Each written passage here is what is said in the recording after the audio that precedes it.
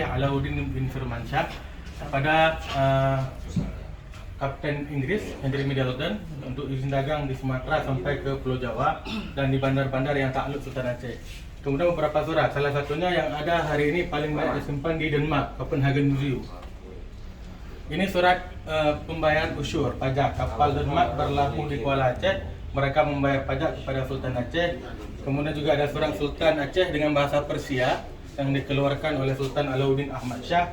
Kemudian surat-surat dagang antara Aceh dengan Inggris, khususnya di Pulau Penang bersama dengan Francis Light. Kemudian di sini ada display beberapa senjata-senjata Aceh, ada meriam, ada tombak, ada senapan. Boleh disentuh? Ya, boleh. Coba. Ini yang terkenal di Aceh, kemurah atau bahasa Melayunya pemuras.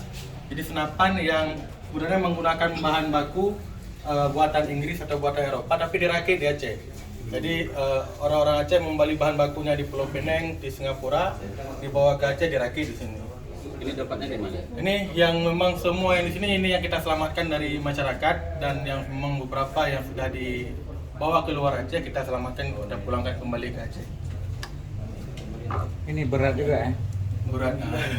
Boleh tekan ya. Karena waktu singkat kita masuk ke dalam ya. Berat. Jangan bro. Jangan. Jangan dulu.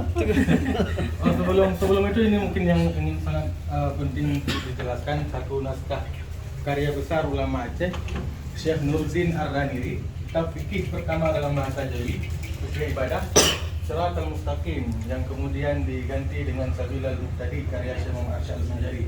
Ini Shiratal Mustaqim yang disalin sekitar 200 tahun setelah wafatnya Syekh Nuruddin Ar-Raniri, dan ini salinan yang paling tua hari ini yang ditemukan di Aceh. Jadi kalau Nuruddin Ar-Raniri menulis kitab Shiratal Mustaqim ini dalam jangka waktu 10 tahun, 1044 Hijriah beliau memulai penulisan dan selesai 1054 Hijriah. Kitab ini terdiri dari 5 bab dan ada ratusan pasal dalamnya, dan halaman yang dibuka di sini, halaman yang mungkin sangat menarik. Sengaja di sini display ada satu dirham Aceh dengan timbangan 5 biji saga, disebutkan oleh Syekh Nuruddin Ar-Raniri karena pada masa dahulu Aceh menggunakan mata uang terbuat dari emas.